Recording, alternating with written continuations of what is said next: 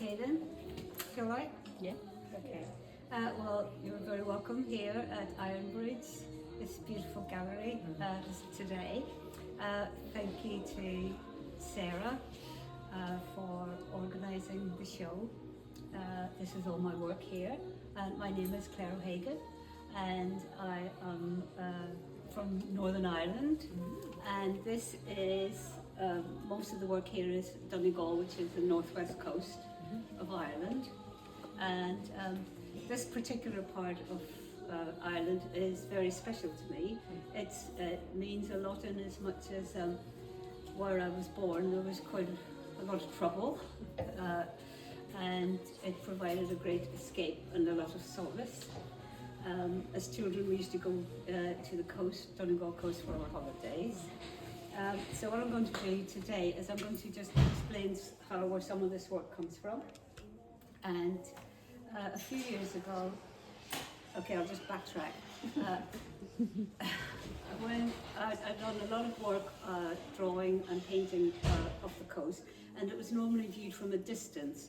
So this is what you would normally see. Okay. This, which really isn't very much, even, but it's a very monumental landscape. But 2 years ago, Bridget and I, we went on a boat and we got up close to the cliffs, and it was the first time I'd actually seen how they were made, and it was a revelation really. So this is again, I was on the boat and I was drawing, and Bridget was photographing. So I got all this wonderful source material, and what I'd like to show you is how the experience of being so very close to the cliffs and having photographic material informed the work that you see here. Okay, so this is, while you might see surprising colours in these prints, it's actually a reflection of what you see when you get up close. These cliffs were made by glaciers. I thought it was volcanic, but it's glacier, and it's basically the seabed's been scooped up, and these wonderful shapes have been made. So that's like, you would think that was volcanic, wouldn't you? Yeah. No, but it isn't. Well, I will have to be there. Hey? I will have to be there sketching those. I know. Well, it's quite overwhelming, to be honest with you. So you just have to look at it and just try and absorb what's there, and then somehow translate it. I mean, these are just exquisite, the colours that you see here, which is really was a revelation, and it just spurred me on to do a lot of this work. I have done work on this coastline over the last X amount of years, a very long time. So this is relatively newish work over, say, the last 2 years. Now, what I'm going to do is I'm going to show you the drawings that I did on the boat, and they're very squiggly and wiggly. But it was fun doing it. So I'm just very quickly going to go through. You can see here, well, it's basically a line. That's what you're trying to, describe something just with a very simple line. And it just goes quickly through.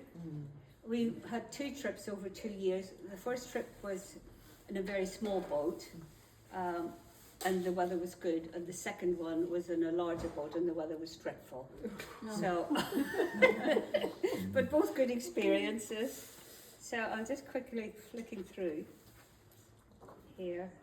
You can actually see, what you can do is you can see some of these shapes in some of the work just there behind you. You can see them reflected in that. So, and then some. The boat doesn't move fast, but to try and capture the essence of what you're seeing moving in a very rocky boat, it's quite challenging. The second boat, was just insane, really. I'm not going to show you everything, but you get the picture, really. Yeah. Then this was a bit ambitious, trying to bring colour into it. I mean, there are photographs of me all we were all bundled up as well, and lots of clothes on, because it was really cold. Even though it was the middle of summer, it was freezing on that boat. So I thought I would try some colour work, but there was just crayons flying everywhere. It was just a very silly thing to do, but there you go. You're obviously not prone to seasickness. Oh, I'm not, thankfully. Some people were, unfortunately, yeah. But you can, even within that, I mean, I'm very happy that I did it, because within that you can still get something, you know, and it's like a visual note, a sort of a reminder of that time. And I mean, they're like tiles drawings, which I like. I'm quite happy with them. So that's where we are with the drawings. And then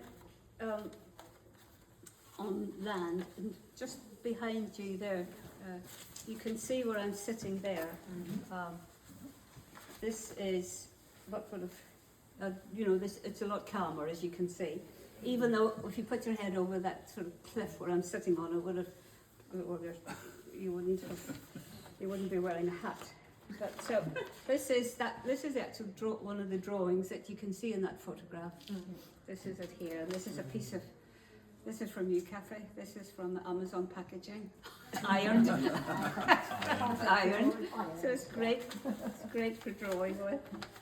You know. So again, you know, there's quite a lot. It's quite a lively line, which is what you want to capture, really. And then this was an even livelier line. Yeah. Ink. Ink, yeah, exactly. And then this is a little sketch I did. Actually, that's that day. That was about an hour later. This one here, which I really think is quite successful. And then I tried a bit of watercolor on the back. So, but do you think so? God, you know, I wouldn't have time for this. It's so funny, isn't it? What attracts people, isn't it? I love the softness. Isn't that strange? Yeah, because I think this one, anyway, it's all what we see in it. So that's good. So that's the sketchbooks. So then I have a studio in Derbyshire. So I was really enthused after the whole trip. And I just wanted to get in the studio and do some things. And so I'm going to just show you now. So this is where, like after the sketching and from the sketching and with the photographic material, this was one of the first sketches I did, and I think it's really successful. I love that, the mark making. Yeah, it is, and I've managed to keep the colour a bit calmer, because I was really excited by the colour. Is just, you know, you just almost lose the plot because you get super excited. And then these are the cliffs. Sorry. Here, and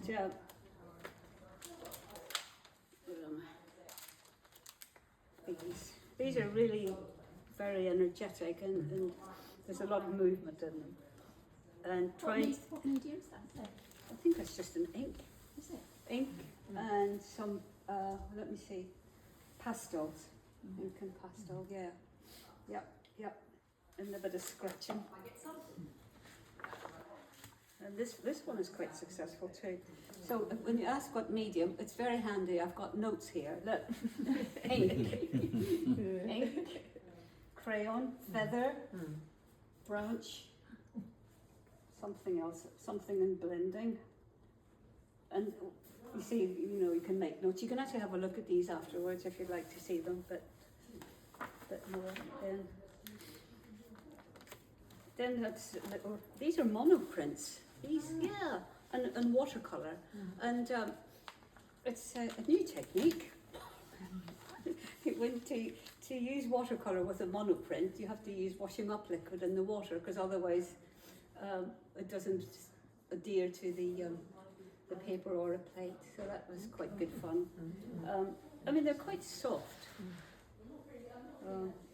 and then you get these mad bright colours just next to it. And that is ink, acrylic, watercolour and oil pastel, so that's just got about everything thrown at it, which is what you call mixed media. Yeah. And then these are more sort of experiments with colour, and there's a tiny little just a tiny little piece of it, this drawing here that I really like. And again, more experiments. It's amazing sketches. Thank Fantastic. Oh, I think so.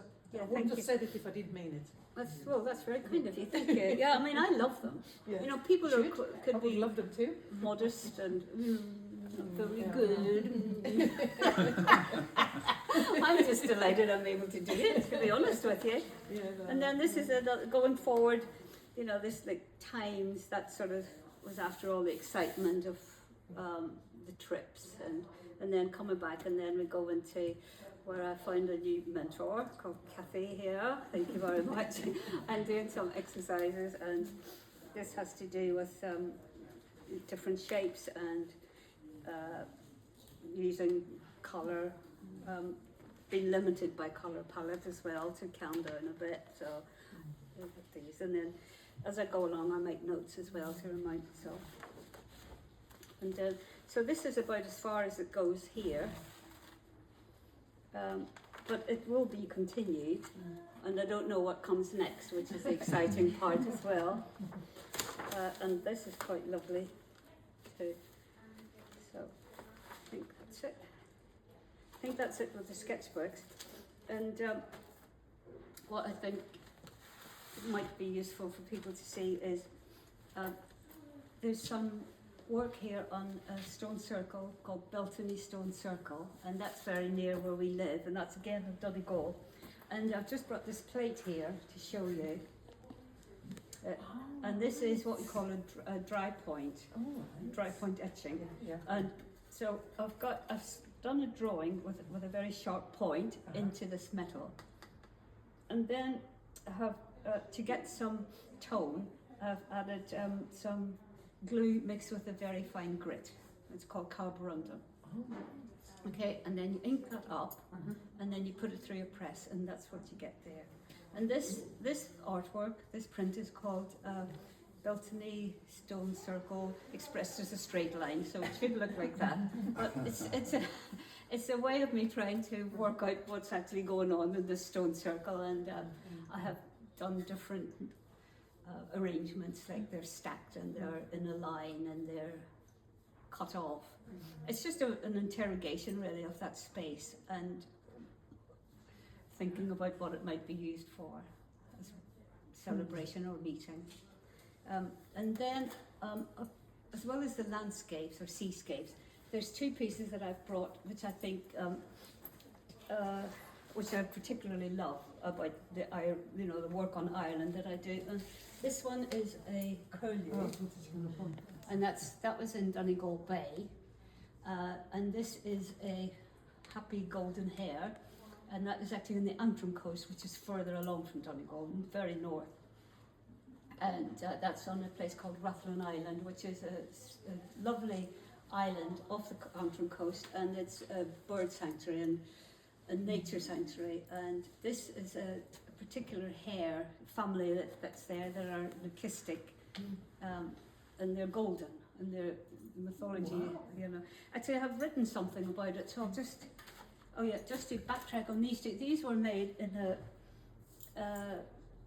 at a time when I was in the Netherlands in a friend's studio, which was a deconsecrated church, a friend called Peter Wortel, and I was with another woman artist called Denise Wiley, and we spent a week just printmaking, and that's all we did, and we just ate pasta and had sandwiches, and we didn't wash, and we smelled the chemicals. And this is what, you know, this is what this is what I made, and really, it's never to be repeated. These are woodcuts, and I just look at them and I think, God, where did they come from? You know.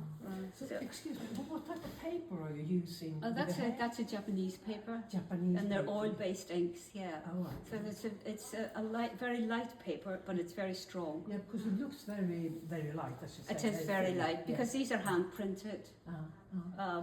whereas other, like that one is, you know, gone through a press. These ones behind you have gone through a press. These are hand printed, yeah. So, but they take a lot. It's lovely paper. It takes it can take a lot of hammering, really, because I think there was about 4 or 5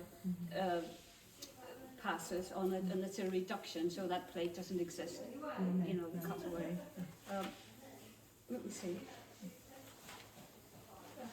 Just give me a second here. Okay, I've just written, I actually document my work and I write about it as well. So this is the golden hair of Rathlin Island. So it says, flora and fauna plays a pivotal role in our memory.